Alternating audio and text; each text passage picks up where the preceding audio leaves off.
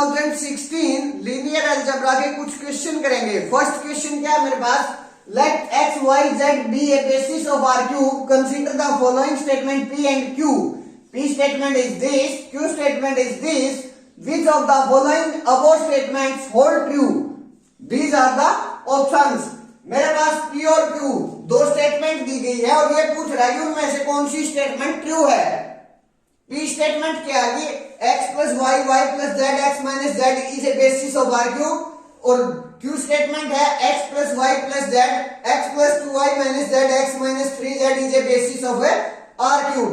Basis के बारे में बात कर रहा है। बेसिस होती क्या है, कोई वेक्टर स्पेस है, अगर हम उसकी बेसिस की बात करें तो वो क्या होती है, पास कुछ वेक्टर्स हैं। सबसे पहले तो बेसिस बनने के लिए वो Li होने चाहिए, जो वेक्टर्स दिए गए हैं सबसे पहले तो वो Li होना चाहिए, और जो सेकंड कंडीशन है वो स्पैन करें किसको, वेक्टर स्पेस को स्पैन कर दें, या फिर ये कहें कि वो जनरेट करें वेक्टर स्पेस को। तो मेरे पास जो वो वेक्टर्स का सेट है वो मेरे पास बेसिस बन जाता है उस वेक्टर स्पेस की। दैट्स इट, ये होता है बेसिस। तो मेरे पास यहां तीन वेक्टर्स दिए गए हैं, P में भी और Q में भी, और R3 पर बात कर रहा है। तो सबसे पहली कंडीशन क्या है, मैं ये चेक कर लूं कि ये LD है या फिर Li है, फिर हमें इस सेकंड स्टेप को निकाल कर दिखाएंगे कि वो स्पैन कर रहे हैं या फिर नहीं कर रहे। अब उसके लिए LD और Li के लिए बाय डेफिनेशन दो तरीके हैं। एक तो हम बाय डेफिनेशन जा सकते हैं, एक हम मैट्रिक्स बनाकर मैट्रिक्स फॉर्म करके उसके बाद LD और Li चेक कर सकते हैं। सबसे पहले मैं P को तो बाय डेफिनेशन कर देता हूं, और जो Q है उसको हम मैट्रिक्स की फॉर्म में करके कर लेंगे, ताकि आपके लिए दोनों तरीके हो जाएं। फिर आप देख लेना आपको कौन सा आसान लगता है। पहले हम P के लिए देखते हैं। P के लिए क्या करेंगे, बाय डेफिनेशन जाएंगे। डेफिनेशन क्या है LD वेक्टर्स की, LD वेक्टर्स। मेरे पास से कुछ वेक्टर्स हैं, late v1 v2 vn be n vectors such that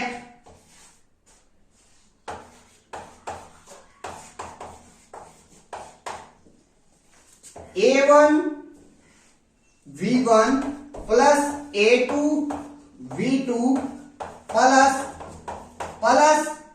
an vn in vectors का जो लीनियर कॉम्बिनेशन है, जहां a1 a2 an मेरे पास स्केलर्स हैं, वो लीनियर कॉम्बिनेशन इक्वल टू 0 है। But a1 a2 an not all 0 हो, नॉट ऑल 0। अगर ये सारे के सारे 0 नहीं है और फिर भी मेरे पास जो लीनियर कॉम्बिनेशन है वो इक्वल टू 0 आ जाता है, वो इक्वल टू 0 आ जाता है, तो मेरे पास जो ये वेक्टर्स हैं वो LD हो जाएंगे। और अगर मेरे पास ये लीनियर कॉम्बिनेशन इक्वल टू 0 है, देन जो a1 a2 an है वो सारे के सारे स्केलर 0 हो, तो मेरे पास जो ये वेक्टर्स हैं वो Li हो जाएंगे। दैट्स इट, ये है LD और Li की डेफिनेशन। अब मैं इन वेक्टर्स को लीनियर कॉम्बिनेशन में लिखूंगा, a into x plus y plus b into y plus z plus C into x minus z equal to 0। इन लीनियर कॉम्बिनेशन को इक्वल टू 0 रख देंगे और वहां से ए बी सी की वैल्यू निकाल देंगे, और वहां से मेरे पास ए बी सी की वैल्यू अगर 0 आई तो ये जो वेक्टर्स है वो Li हो जाएंगे। अगर नॉन जीरो आई, किसी एक वेक्टर की भी नॉन जीरो आई, तो मेरे पास ये जो वेक्टर्स हैं वो एंटी हो जाएंगे। चेक करते हैं, यहां से a plus C into X आ जाएगा, उधर x का जो कोफिशिएंट है वो जीरो है, तो यहां से कंपेयर करूं तो a plus c equal to zero. Similarly y के लिए करते हैं a plus b equal to zero. Similarly z के लिए b minus c equal to zero. यहां से मेरे पास a और b, यहां से मैं a b c की वैल्यू निकाल लेता हूं। अगर मैं यहां से b इक्वल टू सी हो जाएगा मेरे पास, और यहां से a equal to minus b हो जाएगा। अगर मैं किसी एक स्केलर को पुट करता हूं तो मेरे पास बाकी के जो दो स्केलर हैं वो अपने आप पुट हो जाएंगे। फॉर एग्जाम्पल c को मैं जीरो तो पुट नहीं कर सकता, क्योंकि मैं एंटी के लिए पहले नॉन जीरो स्केलर्स का देखता हूं। अगर नॉन जीरो स्केलर आ रहे हैं मेरे पास तभी तो एंटी होगा। तो c को मैं पहले नॉन जीरो पुट कर लेता हूं। c को मैं अगर 1 पुट करूं तो मेरे पास जो b है वो भी 1 आ जाएगा, और जो a है मेरे पास वो -1 आ जाएगा, और जो इनका सम है सभी का वो इक्वल टू जीरो होगा। जैसे यहाँ -x plus x plus x zero, similarly -y plus y zero, z minus z zero. तो ये जो लीनियर कॉम्बिनेशन है वो इक्वल टू जीरो भी हो रहा है, और जो स्केलर्स है मेरे वो नॉन जीरो है। यहाँ तो तीनों के तीनों जो स्केलर है मेरे पास वो नॉन जीरो है, लेकिन अगर एक भी नॉन जीरो आ जाता तो ये एलडी हो जाता। तो अब भी ये एलडी हो गया है। जो ये वेक्टर्स है मेरे पास वो क्या है, एलडी। मेरे पास जो फर्स्ट कंडीशन है, फर्स्ट कंडीशन बेसिस की वही कंप्लीट नहीं हुई, तो सेकेंड कंडीशन को हमें देखेंगे भी नहीं। मींस जो पी मेरे पास स्टेटमेंट है उसमें जो ये वेक्टर्स हैं वो एलडी हैं, और एलडी है तो ये बेसिस फॉर्म नहीं करेंगे। That's it. अब क्यू के लिए आते हैं। क्यू को हम मैट्रिक्स फॉर्म की वे से करेंगे। मैट्रिक्स किस टाइप से जनरेट करेंगे, मेरे पास फर्स्ट वेक्टर ये है, सेकंड वेक्टर ये है, थर्ड वेक्टर ये है। वहां से मैं x y z के जो कोफिशिएंट्स हैं उनको first row, second row, third row में लिख दूंगा, और फिर उसका मैं या तो डिटरमिनेंट निकाल लूंगा या फिर रैंक निकाल लूंगा। जो रैंक है अगर वो मेरा जो नंबर ऑफ रोज हैं उससे लेस देन आता है तो मेरे पास जो ये वेक्टर्स है वो एलडी हो जाएंगे, और अगर नंबर ऑफ रोज क्या इक्वल आता है तो जो ये वेक्टर्स है मेरे वो एलआई हो जाएंगे। सबसे पहले मैट्रिक्स फॉर्म करते हैं। फर्स्ट वेक्टर के जो कोफिशिएंट है उनको मैं फर्स्ट रो में लिखूंगा। x का कोफिशिएंट 1, y का कोफिशिएंट 1, z का कोफिशिएंट 1। सेकंड के जो कोफिशिएंट है x का 1, y का 2, z का -1, और थर्ड क्या 1, x का कोफिशिएंट y का 0 और z का -3। ये मेरे पास मैट्रिक्स फॉर्म होगी इन वेक्टर्स के कोफिशिएंट की। अब एलडी और एलआई के लिए मैं तो इसका डिटरमिनेंट निकाल रहा हूं, आप इसको आरएफ में कन्वर्ट करके वहां से नंबर ऑफ रोज के बराबर रैंक भी देख सकते हैं। अगर जो नंबर ऑफ रोज है मेरे पास उसी के बराबर रैंक आ जाता तो ये एलआई हो जाएंगे, और अगर उसके बराबर रैंक नहीं आता मेरा मैट्रिक्स का तो ये एलडी हो जाएंगे। यहां हम 3 क्रॉस 3 ऑर्डर की मैट्रिक्स है तो डिटरमिनेंट निकाल लेते हैं। 1 into 2 into -3 -6 -1 into first row second column, first row के रिस्पेक्ट एक्सपेंड करें तो -3 into 1 -3 minus 1 into -1 plus 1 into first row last column 0 into 1 0 -1 into 2 -2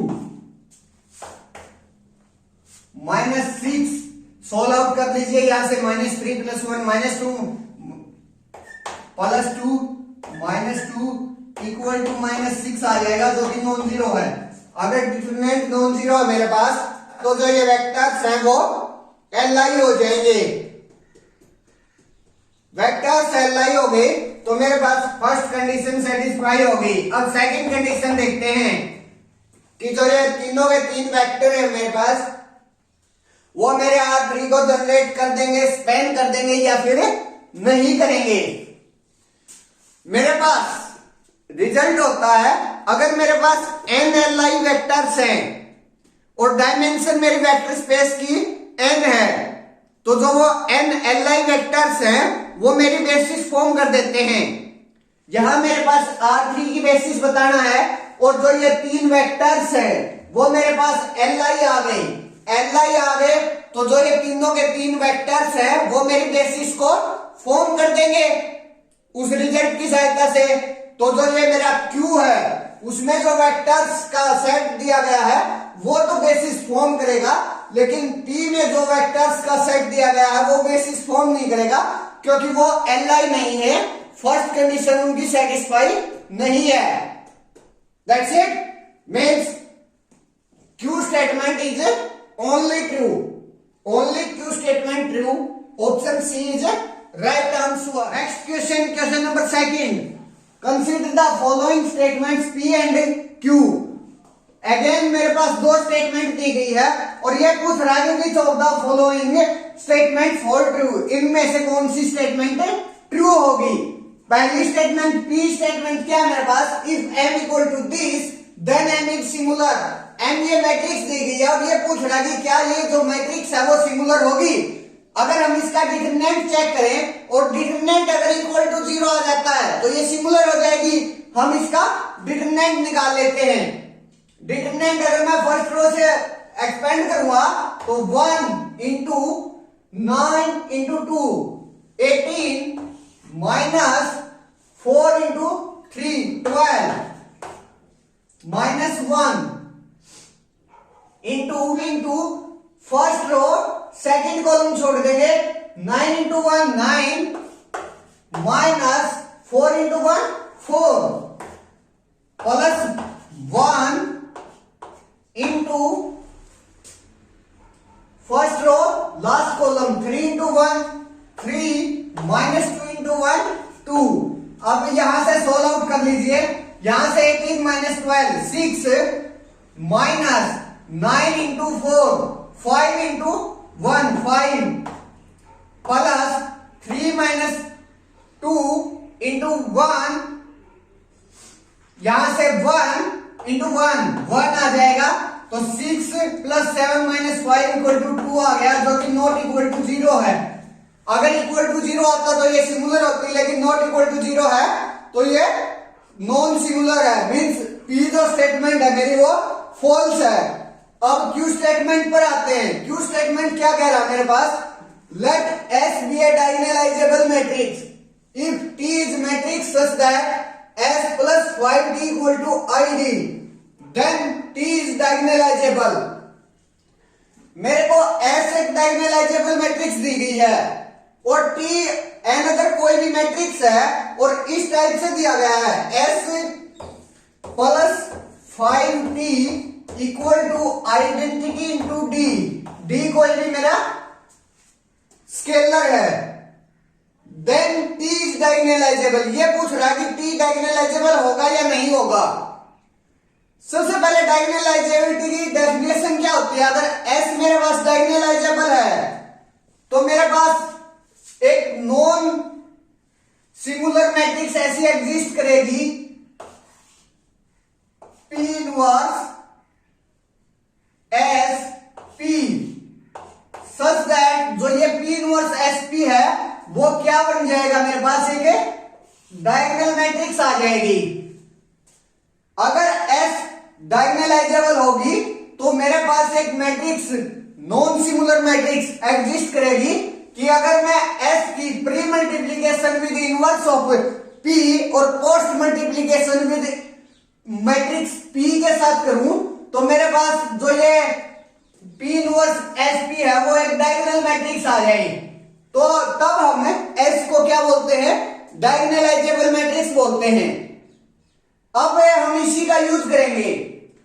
अगर मैं P से प्री मल्टीप्लाई कर दूं और P इनवर्स से पोस्ट मल्टीप्लाई कर दूं तो मेरे पास जो ये वैल्यू है वो क्या आ जाएगी, S equal to P D P inverse हो जाएगा मेरे पास। S की मेरे पास ये वैल्यू आ गई P D P इनवर्स। अब 5D को एक साइड रख लीजिए, बाकी को दूसरी साइड ले जाइए, IT माइनस S। अब S की वैल्यू पुट कर दीजिए।